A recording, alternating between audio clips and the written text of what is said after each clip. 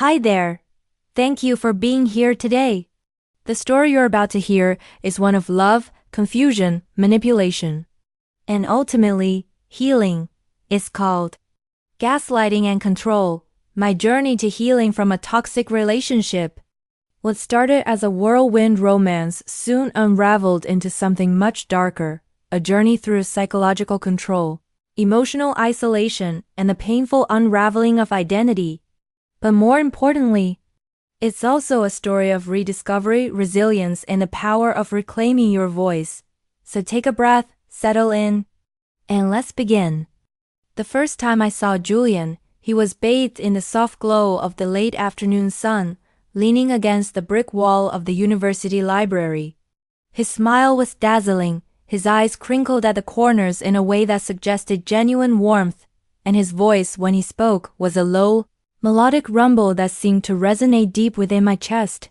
I was instantly, irrevocably, drawn to him. I was a sophomore, lost in the daunting labyrinth of existential philosophy and struggling to define myself beyond the shadow of my overachieving older sister. Julian, a graduate student in creative writing, seemed to embody everything I wasn't: confident, artistic, effortlessly charming, and utterly self-assured. He introduced himself with a flourish, reciting a line of poetry by Rilke, a poet I secretly adored but was too intimidated to openly embrace. That gesture, that seemingly insignificant act, felt like a key unlocking a hidden chamber within my soul. He saw me, truly saw me, or so I believed. He invited me for coffee, and I, completely captivated, readily accepted. That coffee date stretched into hours filled with witty banter, intellectual sparring, and a shared passion for art and literature. He listened intently as I rambled about my anxieties, my dreams, my insecurities, making me feel heard and understood in a way I never had before. He painted a picture of a future filled with shared adventures, intellectual explorations, and unwavering love. A future that seemed impossibly idyllic, a perfect escape from the mundane reality of my everyday life. Looking back, the red flags were there, fluttering gently in the breeze, but I was too blinded by his charm to notice them. His compliments were effusive, bordering on excessive, showering me with praise for my intelligence, my wit, my beauty, my uniqueness. He placed me on a pedestal, declaring that I was unlike any other woman he had ever met, a rare and precious gem in a world of ordinary stones. I basked in his adoration, reveling in the attention and validation he lavished upon me. My self-esteem, which had always been shaky, soared to new heights. I felt like I had finally found my place, my purpose, my soulmate, but slowly, subtly, the pedestal began to crumble. The compliments started to feel less genuine, more like calculated manipulations. He would praise my intelligence one moment, then subtly undermine my opinions the next, dismissing my thoughts as naive or uninformed. He would admire my independence, then express jealousy and possessiveness when I spent time with my friends or pursued my own interests. The idyllic future he had painted began to fade, replaced by a growing sense of unease and confusion. He started to isolate me from my friends and family, claiming they didn't understand our unique connection, that they were jealous of our love. He monopolized my time, demanding constant attention and affection. He criticized my appearance, my clothes, my hobbies, slowly chipping away at my self-confidence. He insisted that I change, that I become more like the woman he envisioned, a woman who was more submissive, more compliant, more dependent on him. I tried to resist, to assert my own identity, but his charm was a powerful weapon. He would apologize profusely for his behavior, showering me with affection and promises of change. He would gaslight me, twisting my words and actions, making me question my own sanity. He would play the victim, claiming that his past traumas had made him insecure and needy, that I was the only one who could heal him. And I, desperate to believe in the man I had fallen in love with, would forgive him, again and again, allowing him to manipulate me back into his web of control. My grades began to slip, my friendships withered, and my vibrant personality faded into a dull, muted echo of its former self. I became a shadow of the woman I once was, completely lost in his world, defined solely by my relationship with him. I had lost myself, piece by piece, until there was nothing left but an empty shell. The turning point came one cold, rainy evening. I was supposed to meet my best friend Sarah for dinner, a promise I had made weeks ago. Julian, however, insisted that I stay home with him, claiming he was feeling unwell and needed my care. I hesitated, torn between my loyalty to Sarah and my obligation to Julian. He sensed my hesitation and unleashed a torrent of emotional manipulation, accusing me of being selfish and uncaring, of prioritizing my friends over his needs. I caved, as I always did, and canceled my dinner with Sarah, offering a weak apology and a flimsy excuse. Later that evening, as I sat beside Julian on the couch, watching a movie I had no interest in, I saw a text message pop up on his phone. It was from a woman, a name I didn't recognize, and the message was overtly flirtatious. A wave of nausea washed over me as I realized the truth. He was cheating on me, not just physically, but emotionally. He had been lying to me, manipulating me all along. For the first time in a long time, I felt a surge of anger, a fiery spark of defiance. I confronted him with the message, and he, caught off guard, denied everything. He claimed it was just a friend, a misunderstanding, that I was overreacting. But I didn't believe him. I saw the truth in his eyes, the cold, calculating gaze of a master manipulator. I had been so blinded by his charm, so desperate for his approval, that I had ignored the obvious signs. I had allowed him to control me, to isolate me, to destroy my self-worth. That night, I made a decision. I decided to leave him, to reclaim my life, to find myself again. It wasn't easy. He fought back, pleading, threatening, trying to guilt me into staying, but I was resolute. I had finally recognized the toxicity of the relationship, the insidious way he had eroded my identity, and I was determined to break free. The healing process was long and arduous. I sought therapy, reconnected with my friends and family, and rediscovered my passions. I learned to set healthy boundaries, to assert my needs, to trust my own instincts. I realized that my worth was not defined by my relationship with Julian or with anyone else. I was valuable, worthy of love and respect, simply because I existed. It took years, but I eventually rebuilt my life, stronger and more resilient than before. I learned to love myself, to embrace my imperfections, to celebrate my strengths. I found a career I was passionate about, cultivated meaningful relationships, and discovered a sense of inner peace and contentment. Looking back, I see Julian as a painful but valuable lesson. He taught me the importance of self-love, of self-respect, and of recognizing the red flags in a relationship. He taught me that charm can be deceptive, that words can be manipulative, and that true love is not about control, but about mutual respect and support. My journey to recovery was not linear. There were setbacks, moments of doubt, and times when I questioned whether I would ever truly heal. But I persevered, driven by a deep desire to reclaim my life and rediscover my authentic self.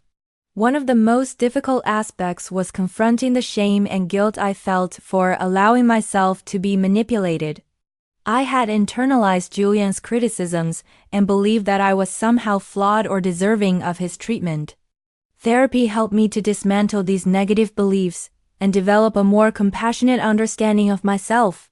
I learned that narcissistic abuse is a complex form of psychological manipulation, and that anyone can fall victim to it, regardless of their intelligence or strength.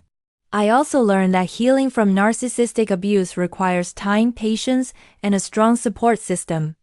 I began to focus on rebuilding my self-esteem and rediscovering my passions.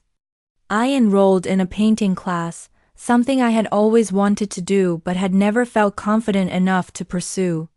I joined a book club and reconnected with my love of literature. I started practicing yoga and meditation, which helped me to manage my anxiety and cultivate a sense of inner peace. Reconnecting with my friends and family was also crucial to my healing process. They had been concerned about me during my relationship with Julian, but I had pushed them away, blinded by his influence. Rebuilding those relationships took time and effort, but it was worth it. Their love and support reminded me of who I was before Julian and helped me to reclaim my identity. I also became an advocate for raising awareness about narcissistic abuse. I started sharing my story online and connecting with other survivors. I found that sharing my experiences not only helped me to heal, but also empowered others to recognize and escape abusive relationships.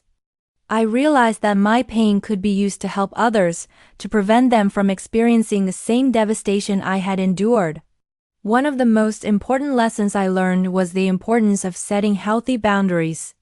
I had always been a people pleaser, afraid of conflict, and eager to accommodate others' needs. Julian had exploited this tendency, pushing my boundaries further and further until I had none left. Learning to say no, to assert my needs, and to prioritize my own well-being was essential to my recovery. I also learned to trust my intuition. I had ignored my gut feelings about Julian early on in the relationship, dismissing them as irrational or unfounded. But those feelings were valid, and they were trying to warn me that something was wrong. Learning to listen to my intuition and to trust my inner voice has been invaluable in navigating future relationships and making decisions that align with my values. Over time, I began to see Julian not as a monster, but as a deeply flawed individual who was incapable of genuine connection. I realized that his behavior was a reflection of his own insecurities and unresolved traumas, and that it had nothing to do with me.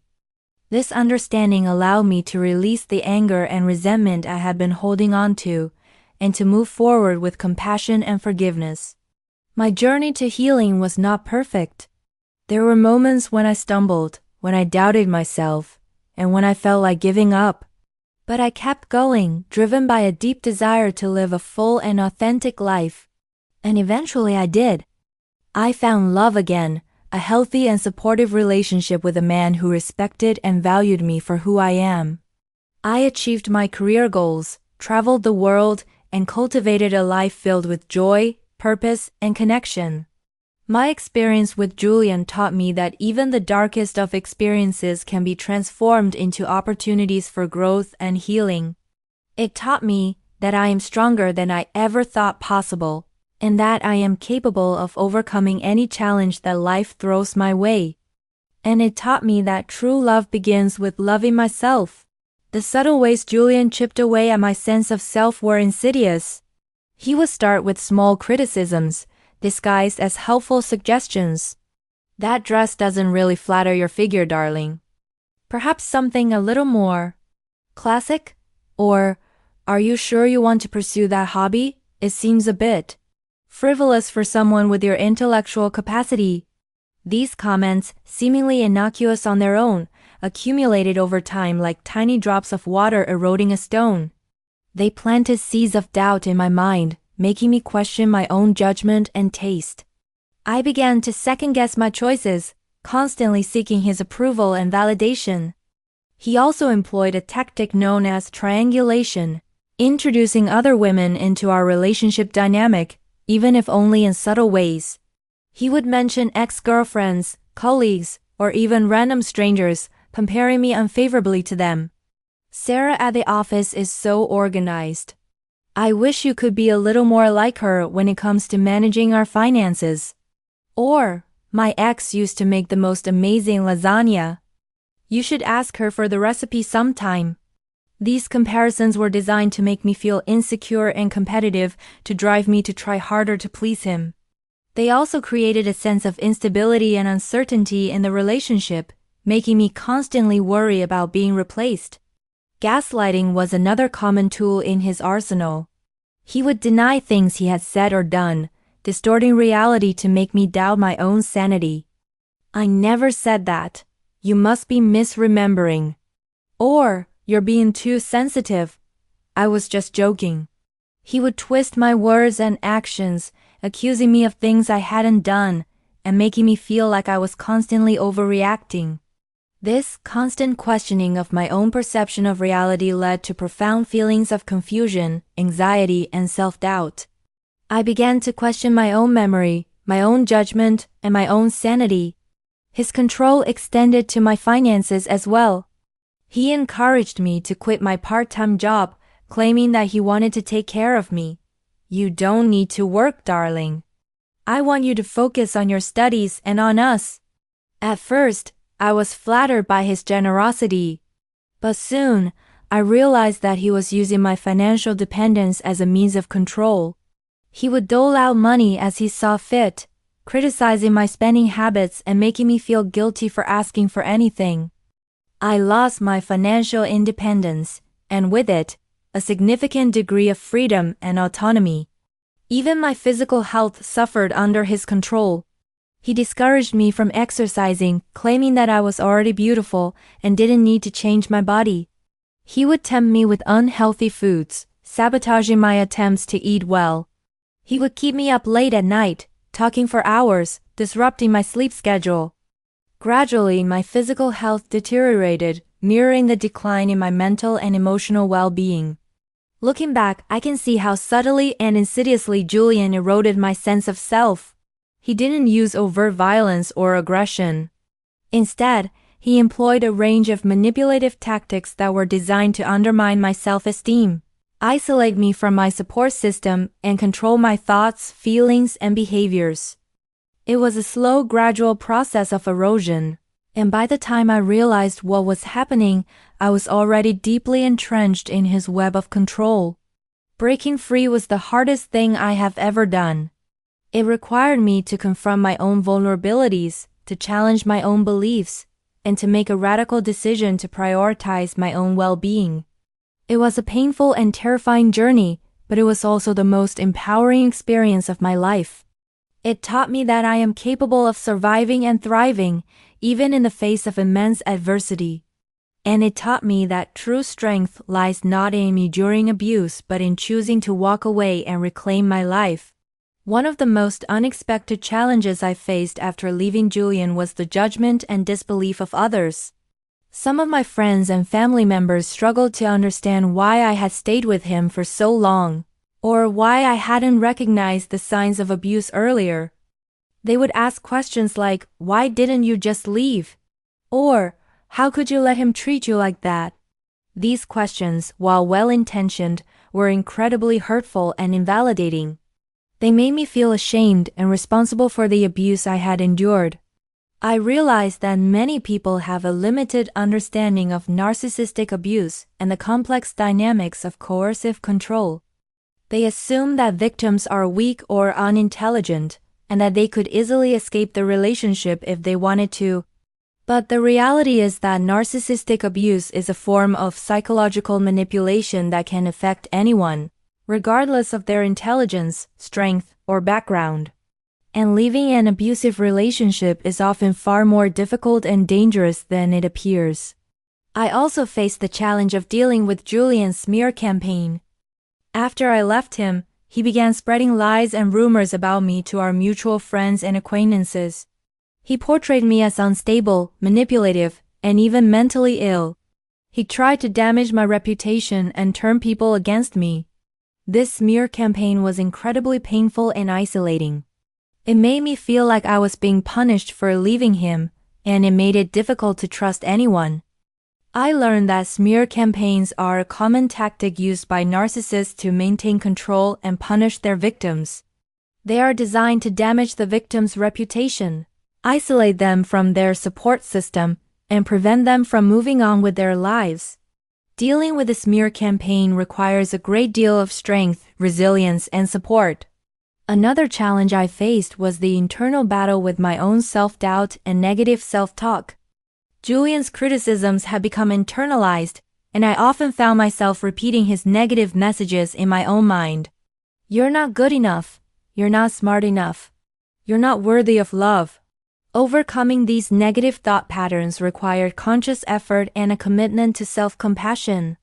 I learned to challenge my negative thoughts, to replace them with positive affirmations, and to focus on my strengths and accomplishments. I also learned to forgive myself for the mistakes I had made and to accept myself for who I am, flaws and all. My journey to healing was a long and winding road, filled with challenges and setbacks. But it was also a journey of incredible growth, resilience, and self-discovery.